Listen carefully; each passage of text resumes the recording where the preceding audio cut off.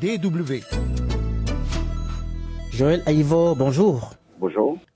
Tout comme d'autres candidats de l'opposition, votre dossier de candidature à la présidentielle du 11 avril a été rejeté. Une réaction? Moi, je suis à titre personnel et la coalition qui soutient notre candidature avec l'ambassadeur Moïse Kenkou, nous sommes dans un état d'esprit combatif. Pourquoi? Parce que depuis 2016, le talon d'Achille de ce gouvernement, c'est bien évidemment la démocratie. C'est le refus de se confronter à la volonté populaire et le refus de soumettre son bilan à l'appréciation des Béninois et surtout le refus d'admettre la pluralité de candidatures. Nous le savions depuis le début, mais il est hors de question que depuis 2019, il est hors de question que la troisième élection soit confisquée aux Béninois, que cette troisième élection, qui est l'élection maire, l'élection du président de la République, que cette élection soit privatisée et soit transformée en une élection de petits copains qu'on appelle. Les Béninois ont désigné de façon très claire, en tout cas dans l'opinion publique, quels étaient les candidats et les candidatures qui doivent y être présents en tant que candidats de l'opposition. Le Front pour la restauration de la démocratie qui m'a investi a choisi de positionner une candidature en face du président Talon. Nous avons un dossier complet à la Commission électorale nationale autonome. Nous avons un dossier complet, vous avez toutes les pièces, sauf celle que le gouvernement a confisquée. C'est la technique du gouvernement depuis 2019 de mettre dans les dossiers de candidature une pièce qui dépend de lui, toujours. C'est comme le certificat de conformité aux élections législatives de 2019. Et c'est le gouvernement qui devrait délivrer ce certificat à tout candidat devant se présenter. Et le gouvernement a décidé arbitrairement de ne pas le délivrer aux candidats qui lui font peur. C'est la même chose en ce qui concerne les élections présidentielles. Le parrainage est confisqué, en tout cas complètement confisqué par les deux partis du chef de l'État. Et eux ont décidé de l'attribuer à qui ils veulent et de priver ceux qui leur font peur, en tout cas dans l'élection jeudi, décider de ne pas leur donner le parrainage. C'est notre cas. Voilà, votre dossier de candidature a été rejeté faute de parrainage, hein, c'est ça? Non, on pouvait pas l'avoir, d'autant que cette pièce ne dépend pas de nous. Vous savez, le combat que nous faisons, c'est de faire en sorte que quand les Béninois ont désigné, en tout cas quand une immense majorité du pays a désigné un candidat comme étant un candidat qui porte ses idées, qui porte un projet alternatif, que ça ne dépende pas du pouvoir en place, que cette candidature soit concrétisée. Si c'est une bataille que nous faisons aujourd'hui, et c'est une bataille pour demain, ma candidature, en ce qui me concerne à titre personnel, ma candidature ne peut pas dépendre du gouvernement, autrement on ne serait plus en démocratie. C'est des pratiques qui avaient cours dans les anciennes républiques socialistes soviétiques. On ne peut pas l'accepter aujourd'hui au Bénin. Joël Aïvo, le président Patrice Talon aura donc face à lui deux adversaires, deux tickets à la prochaine élection présidentielle du 11 avril. Est-ce que vous allez soutenir l'un des deux candidats? Non, vous allez trop vite en besogne, monsieur. Vous savez, les Béninois sont déterminés à ne pas laisser cette élection se privatiser. Il ne revient pas au président de la République, il ne revient pas au président Talon de sélectionner, de choisir les candidats qu'il a envie de confronter ou d'affronter dans une élection. Ça ne se passe dans aucun pays africain. Je mets au défi le pouvoir d'indiquer un seul pays africain où les adversaires doivent aller chercher l'autorisation du pouvoir en place pour être candidat en face de lui. Donc, pour nous, nous sommes dans l'état d'esprit. J'ai rappelé moi-même que j'étais déterminé à participer à cette élection et je défendrai mon droit jusqu'au bout. Et les Béninois, vous pouvez compter sur le peuple béninois. Le peuple béninois défendra son droit de choisir librement le président qui lui plaît et non pas les acteurs que lui impose le président de la République. Donc, n'allez pas vite en besogne. Nous sommes au début d'un nouveau combat. L'élection, elle doit être ouverte. Nous faisons tout pour qu'elle soit ouverte. Oui, le peuple béninois défendra son droit de choisir librement le président qui lui plaît lors d'un scrutin ouvert. Et comment comptez-vous y parvenir? On ne peut pas laisser le gouvernement jouer longtemps avec la démocratie et à la fin, n'ayons pas peur des mots, jouer avec le feu. On ne peut pas laisser le gouvernement continuer d'avancer dans un scrutin qui présente beaucoup de risques au pays. Donc le devoir de citoyens comme vous, du Front pour la restauration de la démocratie et d'ailleurs de tous ceux qui sont mobilisés pour la démocratie, notre devoir c'est d'empêcher par tous les moyens constitutionnels, tous les moyens que nous offre la Constitution, d'empêcher que l'organisation d'une élection ne précipite notre pays dans une instabilité et qu'on attire vers nous, communauté internationale, organisation de la sous-région pour venir négocier la paix. Nous sommes en paix aujourd'hui, il faut tout faire pour la préserver. Donc, empêcher par tous les moyens constitutionnels que le gouvernement ne précipite le pays dans une élection illégitime et une élection dont les Béninois ne veulent pas, pour l'instant. Et est-ce que vous comptez sur la Cour constitutionnelle pour espérer rentrer dans vos droits? La Cour constitutionnelle est avec le gouvernement. Nous faisons le travail qui est le nôtre, en notre âme et conscience, la mobilisation du pays. Vous savez, on peut pas assister impuissant à la décadence démocratique de votre pays.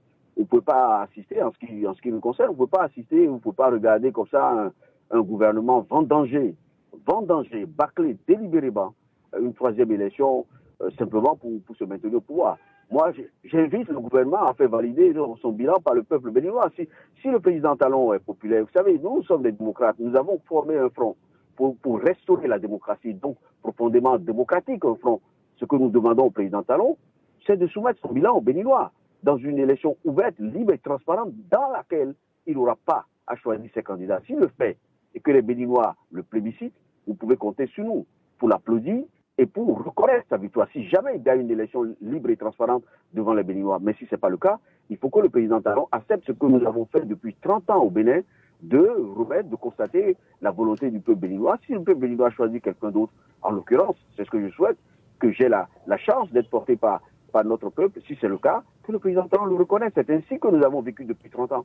Mais on ne peut pas laisser, monsieur le gouvernement, inaugurer une nouvelle ère qui consisterait à choisir ses adversaires, à éviter, à slalomer comme ça entre des candidats que l'on a choisis et à éviter avec une relative facilité tous ces adversaires, y compris les adversaires les plus légitimes. Ça, c'est pas de la démocratie.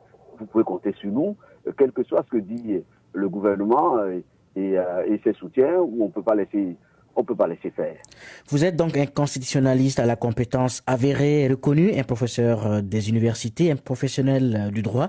Le gouvernement béninois vous répondra que le parrainage que vous décriez a été adopté par l'Assemblée nationale, quoique monocolore, et a été consacré dans la loi fondamentale de votre pays. Vous savez très bien que tout ce qui est écrit dans la loi, tout ce qu'on met dans la loi n'est pas juste. Et donc, par conséquent, vous savez, je ne veux pas vous rappeler l'histoire de l'Allemagne.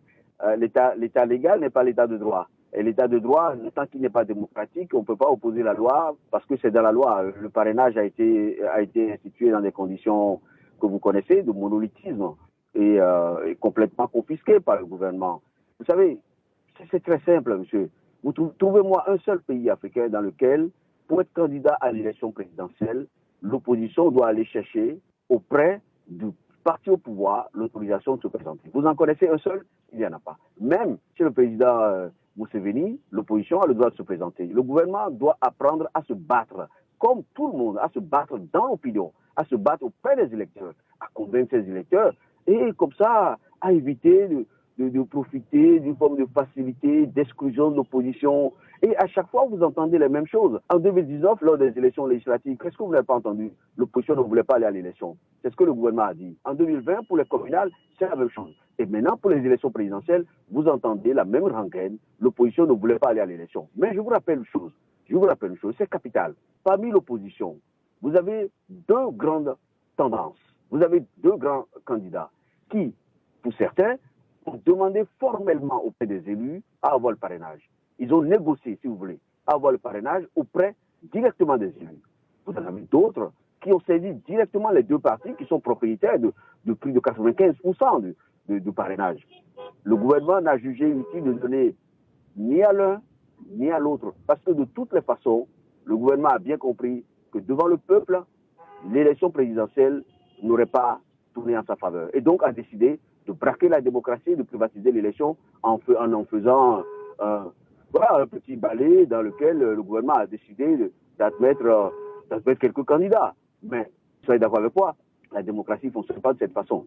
Et il ne revient pas au gouvernement d'accepter ceux qui doivent participer à une élection sous prétexte de réforme. Je suis désolé. L'opposition béninoise est réunie au sein de la coalition pour la restauration de la démocratie poursuit le même objectif, empêcher la réélection du président Patrice Talon. Mais pourtant, vous n'êtes pas parvenu à désigner un candidat unique à la présidentielle du 11 avril. Non, c'est pas vrai. C'est pas vrai. L'opposition béninoise, vous savez, est réunie dans le cadre du Front pour la restauration de la démocratie. En tout cas, l'opposition engagée dans ce combat démocratique, combat au sol, dans les blindés au sol face au gouvernement. Nous sommes réunis dans le Front pour la restauration de la démocratie. Vous avez plusieurs composantes. C'est le rassemblement de l'opposition, c'est le collectif de l'opposition. Alors ce collectif a présenté un candidat et un vice-président. Avec l'ambassadeur Moïse Kérikou, nous avons été investis par le Front. Ben, à côté, vous avez également le parti Les Démocrates qui a décidé d'investir d'autres candidats. Mais Vous savez, aujourd'hui, vous avez, si vous en tenez à cette composition, vous avez deux grandes duos en face du gouvernement, en face du président de la République. Aujourd'hui, il y a moins de candidats en face du pouvoir qu'il y a 5 ans. En 2016, il y avait environ 6 ou même une dizaine de candidats d'opposition face aux candidats du président Yahya Jammeh. Aujourd'hui, vous en avez moins. Et d'ailleurs, ça aussi, c'est une rengaine du gouvernement qui semble être plus préoccupé par l'unité de l'opposition que par l'inclusivité de l'élection. Nous sommes ensemble, les démocrates sont membres du Front pour la restauration de la démocratie.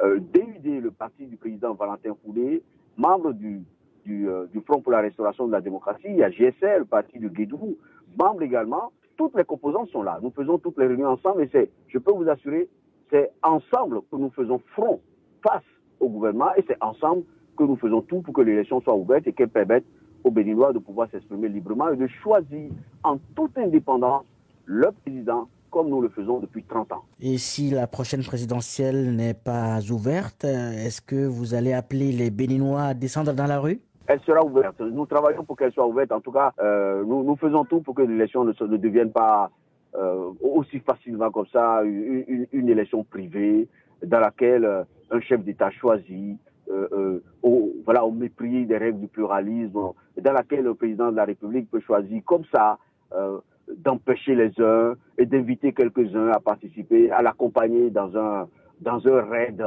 présidentiel. Nous n'acceptons pas. Dans tous les cas, nous faisons tout pour que les Béninois aient le droit. Et vous verrez dans les semaines qui arrivent la détermination de notre peuple à ne pas cette fois-ci se laisser voler une élection. Parce que après tout, en démocratie, c'est la voix du peuple qui compte.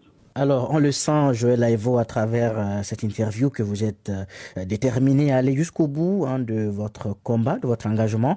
Je rappelle aussi que vous aviez initié depuis quelques années, depuis quelques temps, ce que vous appeliez le dialogue itinérant, une sorte de communion, de rencontre avec les Béninois. Question, d'où tirez-vous cette force, cette énergie?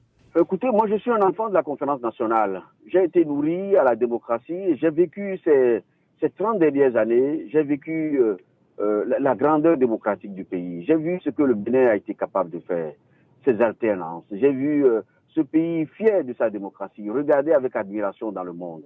Et une fois que j'ai pris conscience depuis quelques années que cet héritage était en péril et qu'il y avait une menace quand même d'un retour au monolithisme, sous prétexte de prioriser le développement à la démocratie, quand j'ai constaté qu'il y avait cette menace sur la liberté, l'égalité, j'ai décidé d'entrer dans le jeu et d'offrir au maximum ce que je peux pour mon pays.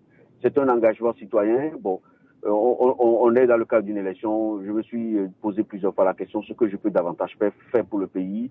J'ai donc décidé d'avoir cet engagement au mépris de tous les risques et des menaces qui pèsent sur moi depuis quelques mois. Mais je l'ai dit, je crois une fois sur votre antenne, je suis persuadé que la démocratie triomphera. J'en suis persuadé. Dernière question, Joël Aïvo. Pourtant, certains de vos compatriotes estiment que votre place, c'est dans les amphis.